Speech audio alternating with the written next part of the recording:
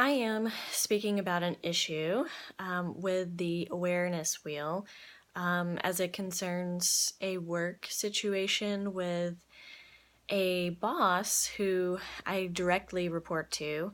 Um, and there are just generally some poor communication issues that are going on in our work relationship where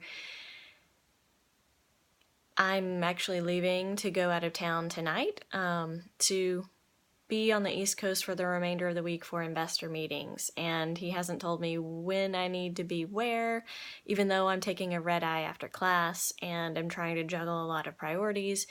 I've asked him if he's got any last minute changes to the presentation, and so I repeatedly have to track this guy down just to get an answer.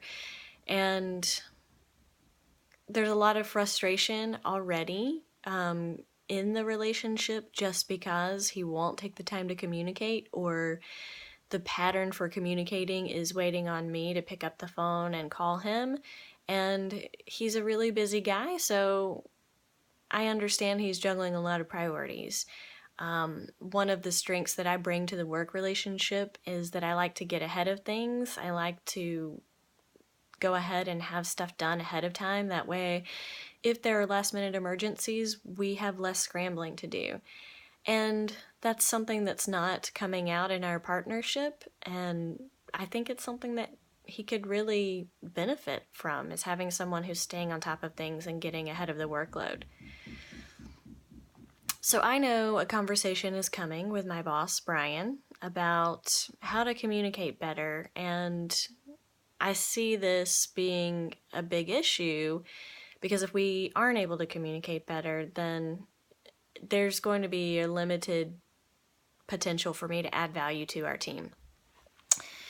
So when I think about having this conversation with him and the sensory data, I don't feel scared.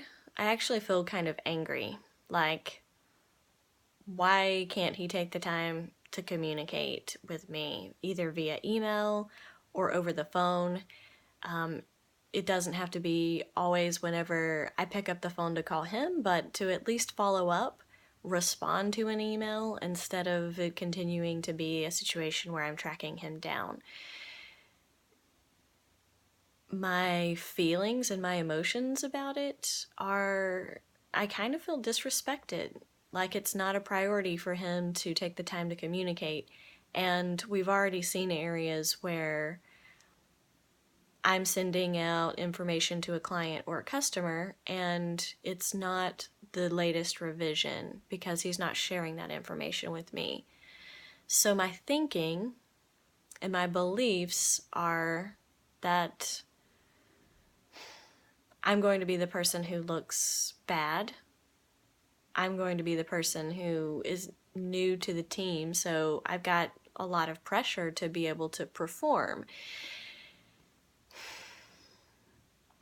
And my thinking is that if he would slow down and take a little bit of time, we wouldn't have to deal with this issue. It could be avoided.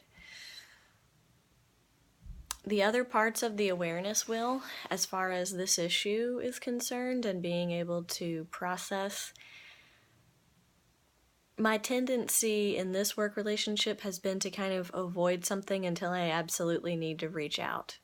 I've started to catch myself doing that.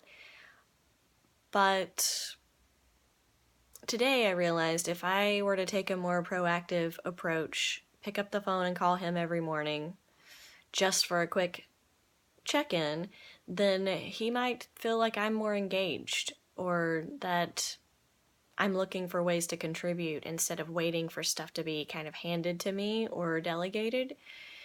So I'm going to try that approach going forward and assume that it's going to take some extra effort on my part before he's going to start changing how he communicates with me.